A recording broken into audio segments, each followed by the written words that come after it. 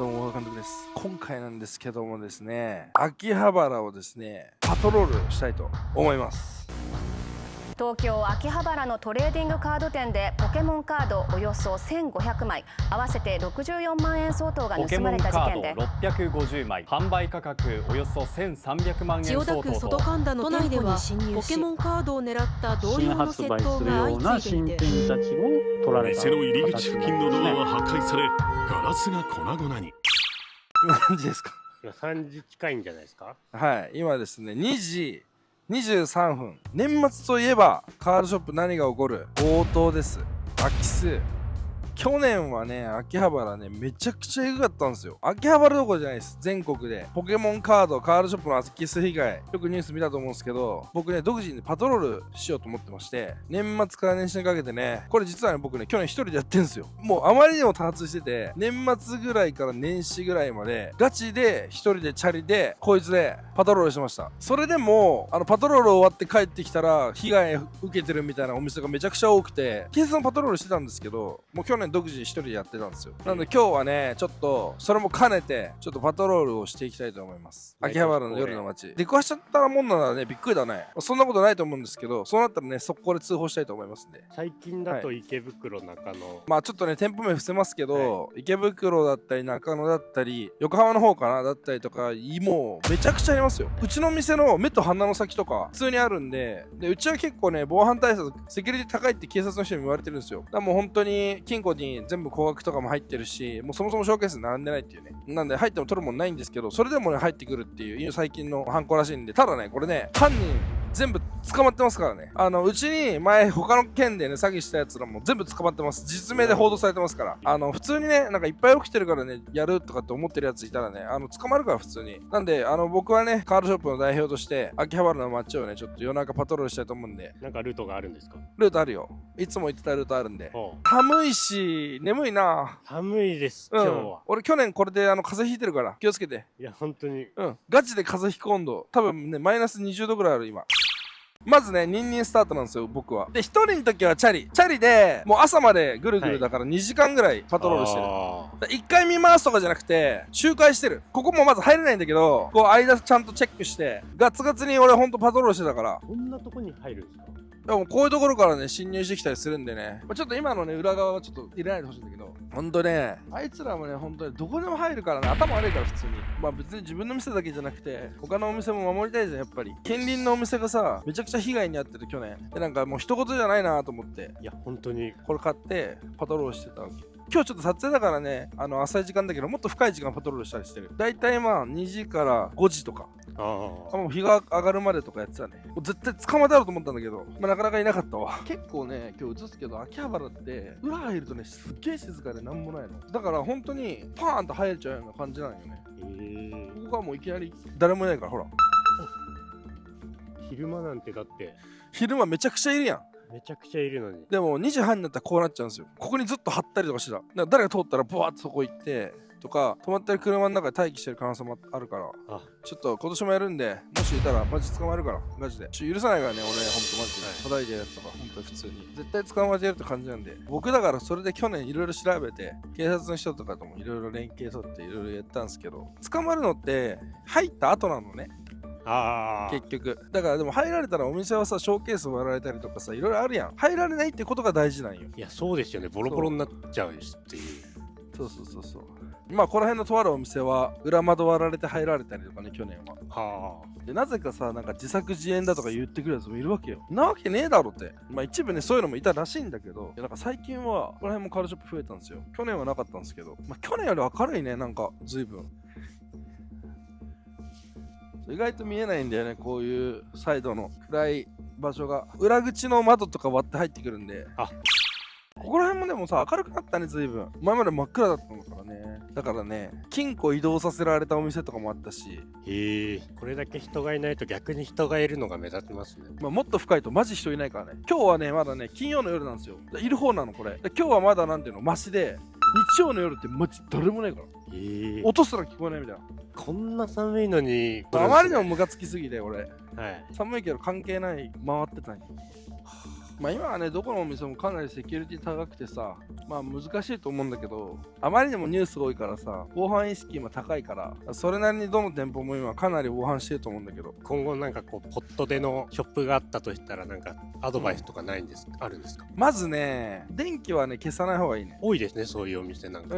あと、まあ音楽流すとか、人がいるかどうかわからない状況にしておくってのは大事だと思う。常にしておけば、いるかいないかが判断できないじゃん。確かにそうですね。いないっていう判断されるのが一番まずいんだよね。だからいないって思われない環境を作るっていうのはまず1個と、あとは、まあ、大体地下とね1階が危ないんだよね。入りやすいから。地下と1階。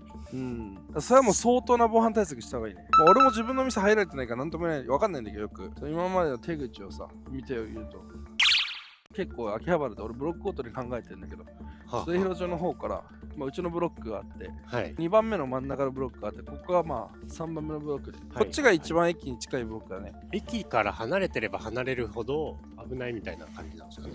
いや、わからない、それは。でも人通りは少ないのは間違いないね。でもこの時間でも電車関係ないからさ。それこそ年末なんてやばいんじゃないですか。だから本当に俺はもう店を守るよね。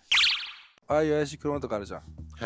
明らかに黒い車で地域性も全くバラバラのこう視察で走ってる可能性があるから、例えばあれが周回してたとしたらめちゃくちゃマークしてる。覚えてるじゃん、1回目の時にこんな車いたなーって。また同じとこ走ってたらおかしいやん。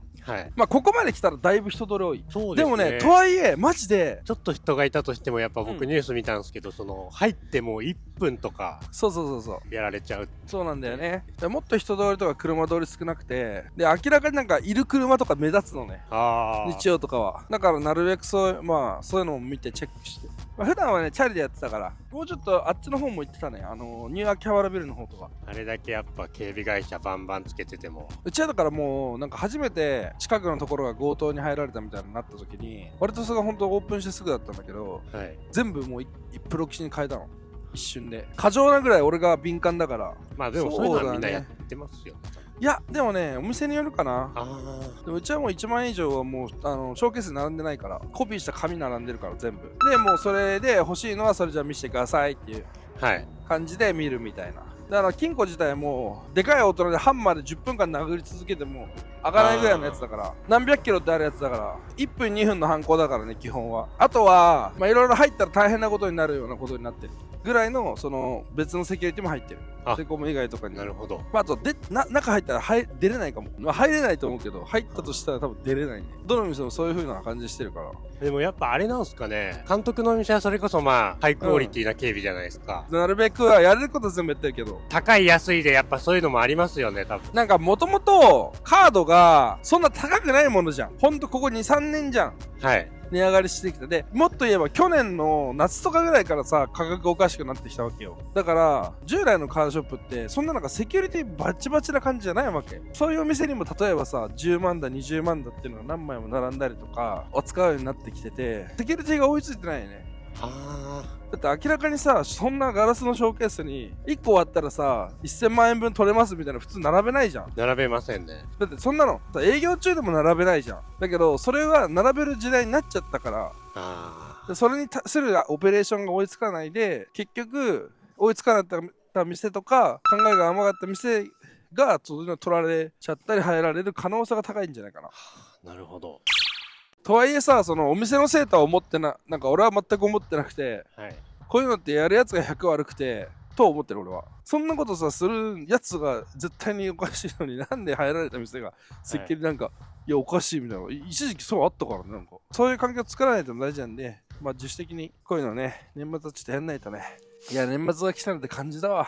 夜に歩くとさ、いろいろ発見もあるわけよ。なんかバーとかなんかな、あんま来ないじゃん。こんなとこにみたいなとこにそれかショップありますからね。あるあるある、ありすぎてちょっと隙間があったらお店できちゃうんで。ほんとそれよ。ということで僕はこうやってやってますよと。なんか戻ってきました、さっきの道に。だからここが一番人いないのよ。確かに。今のルートブーってあったじゃん、ぐるーって。これを3時間ぐらいぐるぐるぐるぐる。まあなるべく警察の人にね、その周回してもらうようには、ね、言ってたんだけど、まあ警察もさ忙しいから、今日はね人多いからね、逆にもやりやすいよね。人多かったりもすると紛れ込めるというか。確かに。なんか逆の発想じゃない？俺らとは人いないからやるって思ってるけど、実は人いる時にやるみたいな。やるみたいな。ほんと捕まんのよ今。防犯カメラめっちゃあるから。ここ真上にほらこれ。あ、ほんとだ。めちゃくちゃ防犯カメラある。車とかそこら辺止めるじゃん。全部防犯カメラ映ってるから、これ辺。だから捕まるんだけど、なんか知んないけどやんだよね。多分だからさ、そういう闇バイトみたいなやつなんじゃないの？本当に捕まるからね、マジで。なんでみんなやるの？